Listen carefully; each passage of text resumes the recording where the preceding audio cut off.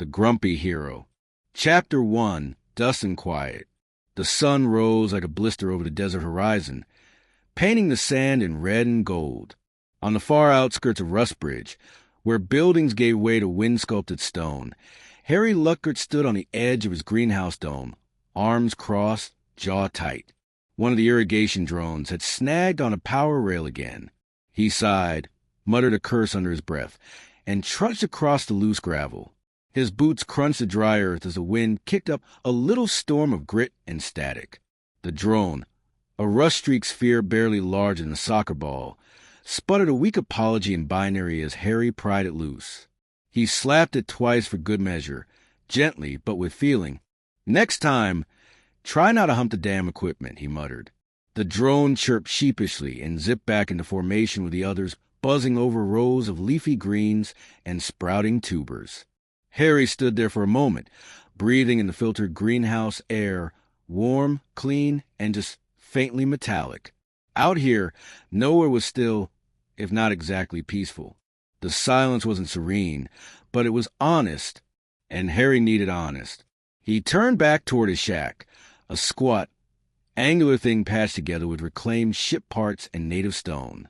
Inside his pet, a six-legged creature with long ears and copper eyes, lifted its head from a heat mat and chirped. It resembled a cross between a cat and a lizard. Harry had no idea what species it was. It had wandered in one day and refused to leave. "Morning, Bucket," he grunted. Bucket chirped again and flicked its tongue. The comm panel on the wall blinked once. A message. He tapped it. A familiar Federation sigil appeared, followed by scrolling text. "Counselor Luckert, the Diplomatic Corps requests your presence at the upcoming summit on Trillin Prime. Your insight is vital to shaping human Federation cooperation. Transport will be provided. Please confirm within." Harry deleted the message.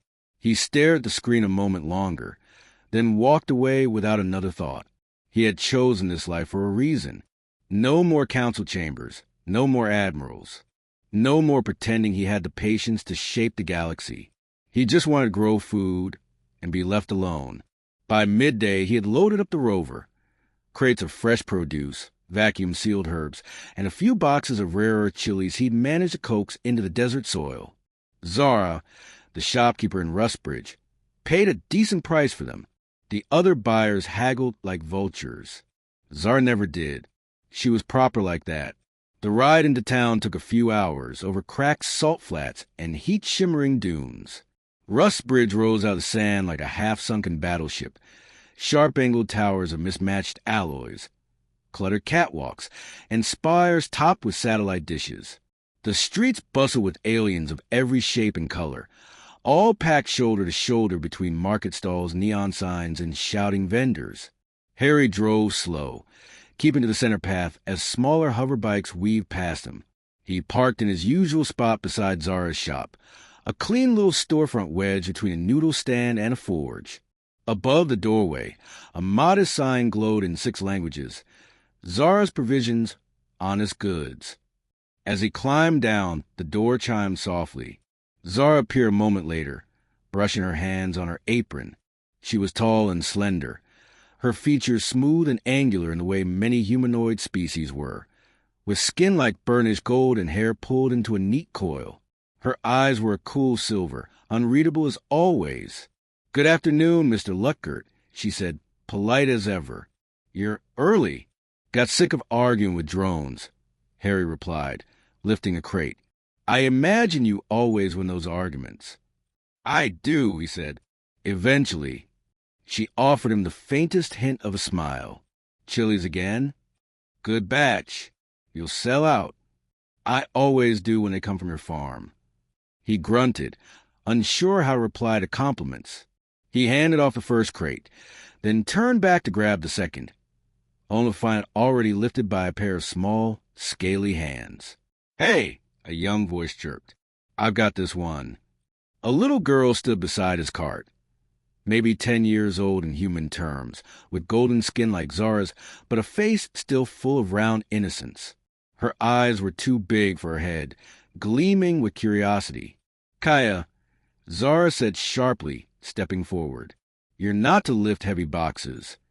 It's not heavy, Kaya insisted, puffing out her chest. I'm helping. He's human, Mama. From Earth. I noticed, Harry said, eyeing her warily. You always talk this much. Usually more, she said proudly. Do you have a plasma rifle? Did you fight in the war? Is it true humans used to eat meat from animals? Zara sighed, rubbing her temples. Kaya inside. Now. But Mama. Now. Kaya groaned and trudged inside, dragging the crate with her.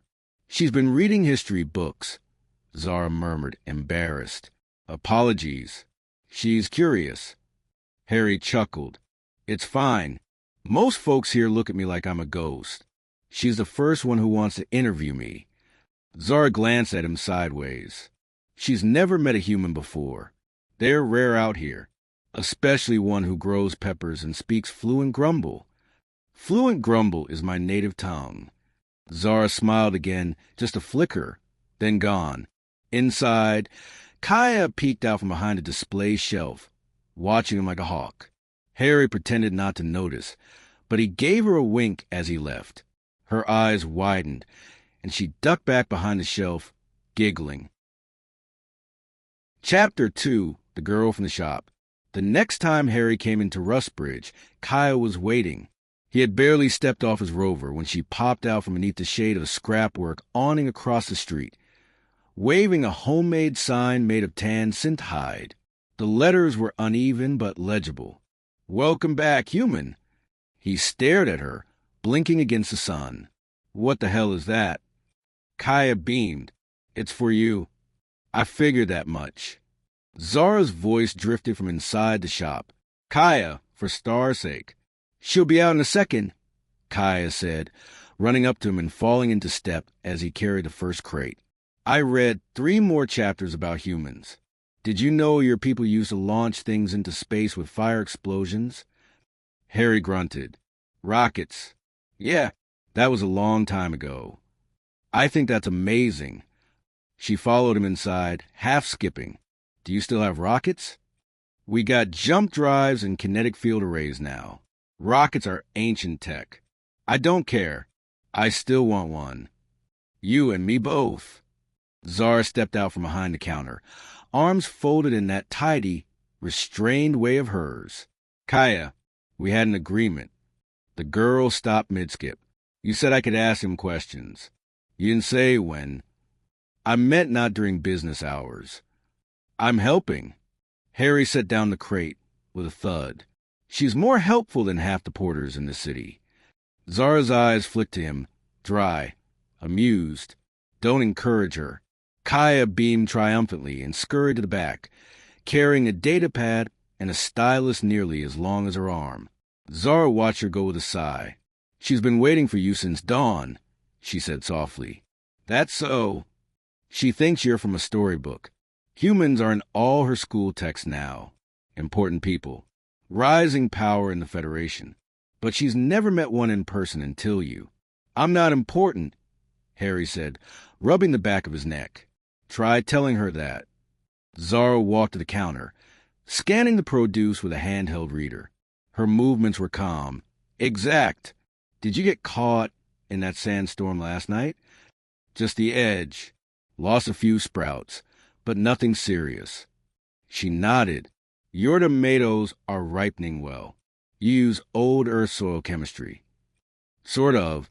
I cross-reference Martian nutrient techniques with hydroponic indexing. Old habits.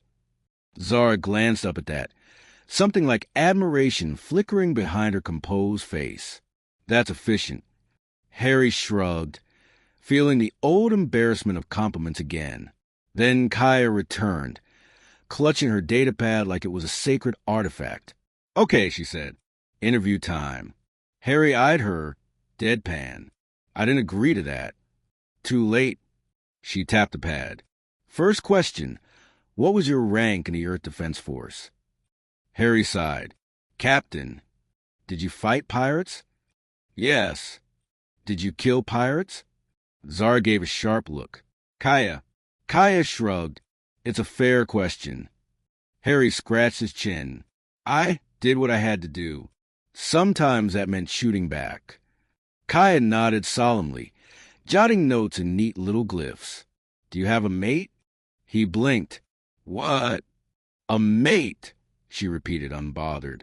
A partner, spouse, companion, whatever humans call it. No, he said flatly. Have you ever had one? Zara turned sharply. Kaya, that's enough. But Mama... No. Kaya sighed, then gave Harry a sideways glance. My mom doesn't have a mate either. Kaya, I'm just saying, maybe they could talk sometime. You both like quiet. And vegetables. Harry gave Zara a look. She was standing very still behind the counter, eyes averted, cheeks just a shade darker than usual. She's 10, Zara muttered. She reads romance data files and thinks everyone is lonely. Kaya beamed. I'm right, though. Harry smothered a laugh in his throat.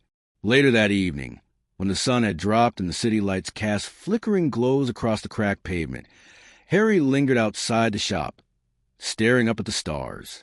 He had parked his Rover and was double-checking the straps on the crates before heading home. Zara stepped outside with a small wrapped parcel in her hands. Your share, she said, offering it. Payment for the greens and chilies. He took it silently, noting how close she was now, within arm's reach. Kaya means well, she said after a moment. She's just eager. She's a good kid. She's too smart for her own peace of mind. Zara hesitated, then said, But I'm glad she's talking to you. She's not close with many. Harry nodded. I don't mind her questions. They make me feel like some kind of storybook creature. Zara tilted her head. To her, you are. They stood there a few seconds longer. Finally, Zara said, Good night, Mr. Lutgert. Harry, he replied. Just Harry. She looked at him, really looked, then gave a small nod. Good night, Harry. He watched her go, then climbed into the Rover and headed out into the desert, the stars rising ahead of him, one by one.